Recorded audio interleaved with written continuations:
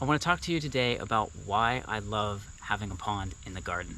A garden pond can be small, it can be easy to maintain and to manage, and it provides a lot of other benefits. And it's much easier than you might think. Adding a pond to your garden can really boost the biodiversity. You're introducing a habitat that supports a number of other creatures that wouldn't otherwise have a home or a space in your garden. So a pond in your garden is a haven for wildlife. Frogs, birds, small mammals all benefit from having a source of drinking water and a source of shelter from other predators. So let me talk about then the creatures like the frogs and toads and salamanders and damselflies. So not only are they really fun to look at and to watch, it's awesome when we have tadpoles swimming around in the pond. It's a great thing to see all that biodiversity and just to get to, watch the creatures. But beyond that, they bring benefit to the garden. So things like the damselfly and the dragonflies, those are great for mosquito control. And then the frogs are also a great beneficial predator for the garden. The frogs will eat slugs, they'll eat any other insects that they can get a hold of. And so they are great for keeping some of those pest populations more in check. Now, speaking of benefits of ponds in your gardens, whether it's a still pond like this or a fountain or other moving water feature, water has a relaxing and a restorative quality to it. I can't tell you how often I like to come out here and I can just sit by the pond and I can watch the frogs, or I can just watch the wind kind of blow around the grasses.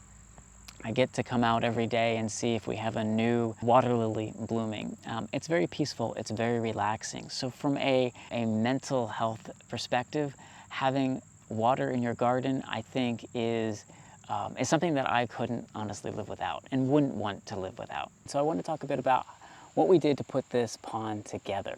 Here we built a pond, and behind it we built a bog garden section. Pond part here is about 3 feet by 4 feet, or a little bit more than 1 square meter, and that is a good size, especially if you want to encourage creatures like tadpoles to live here. What we did was we started out by digging it out. We dug it out so that there is a deep section. This is about 3 to 3.5 feet deep, and that way we could be able to grow these hardy water lilies. And then there's also a couple of shelf sections, and that gave us space to put some pots to sink in plants. We wanted the shape of the pond to mimic the rectangular raised beds we had in the garden. So from that perspective, it's certainly not a naturalistic pond or integrated into the wider ecosystem. We wanted to have a nice little pond garden right here amongst the vegetables and the flowers that we have. So there's a fabric liner that goes down first, and then the waterproof pond liner sits on top of that. The liners, they draped over the edge of the 4x4 posts, and then we capped it with 1x6 cedar boards. So we screwed in the cap into the 4x4 posts, and that's what allowed us to secure the pond liner. In terms of maintenance, there is none. We don't really do anything for this pond, and the key to that is ponds need some organic matter. For that organic matter, you certainly can use aquatic plant fertilizer. But the other thing is, in the fall, we do get some leaves in here, and the leaves sink to the bottom, and they will break down, providing that organic matter. There's a couple other plants that are really, really hard working in this pond. And the first one you can see easily on the top, and that is duckweed. And the duckweed actually combined with the water lilies, this covering over the pond blocks some of the sunlight from getting down and otherwise encouraging algae. We do get some algae that does grow. That's naturally going to happen. But we also have creatures like the tadpoles, which will feed on that algae. So all of these different components are coming together to keep things in balance. There are different plants that you can put in your pond that sit 100% in the water, and as they photosynthesize, they are producing oxygen for the pond. Having a source of oxygen is also really important for the overall health of the pond. So as long as the pond itself stays in balance, then everything works together to take care of itself. Another good indicator are the species that live here. It's a good indication that A, they have enough food around, but also this habitat is good for them. They feel like they're protected when they're hanging out here, and the water is a good quality for them to thrive.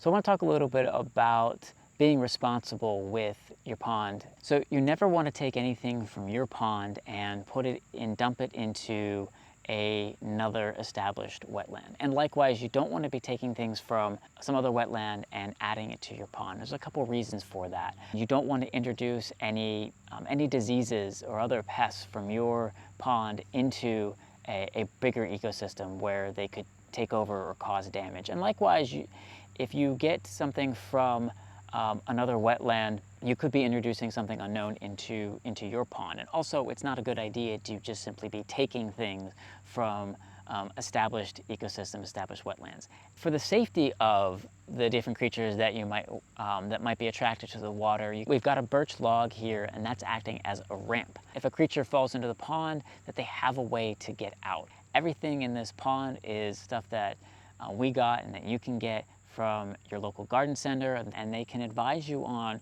what to include, what not to include, and how to care for the various plants that you might want to have in your garden. And so there we have it. And I really hope that this video has maybe helped inspire you to consider putting in a pond in your garden. If you found this video helpful, please consider giving it a like, subscribing to the channel. If you've got any questions or other comments, certainly leave them down below. I'd be happy to answer. And until next time, thank you, and we'll see you in the garden. Hi, it's Dan from the Frog Pond Veg Patch. Thank you so much for watching all the way to the end. If you have any questions or comments, leave them down below. That'll help us create new content to share with you. And while you're here, check out this next video I have lined up for you. And don't forget to like and subscribe. That's the best way to help us out on this channel.